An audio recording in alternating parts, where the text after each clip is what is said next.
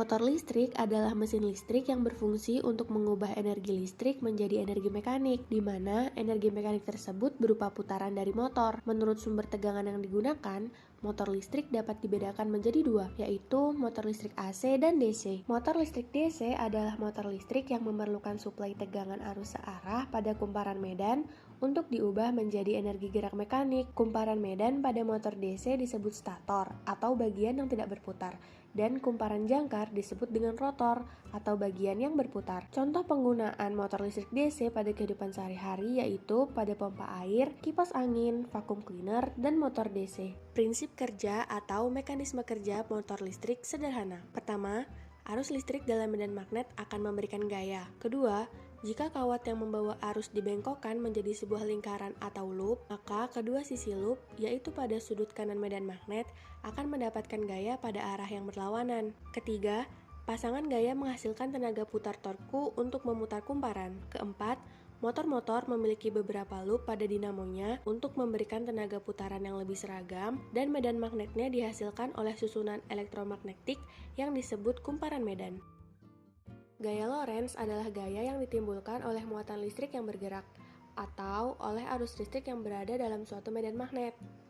Besar gaya Lorentz dipengaruhi oleh besar kuat arus listrik, besar medan magnet, panjang kawat, serta sudut antara arah arus dan arah medan magnet. Gaya Lorentz secara matematis dapat didefinisikan dengan persamaan sebagai berikut. F sama dengan B dikali I dikali L dikali sin theta. Dengan keterangan F adalah gaya Lorentz dengan satuan Newton, B adalah medan magnet dengan satuan Tesla, I adalah kuat arus listrik dengan satuan ampere, L adalah panjang kawat penghantar dengan satuan meter, serta theta adalah sudut antara arah arus listrik dan arah medan magnet.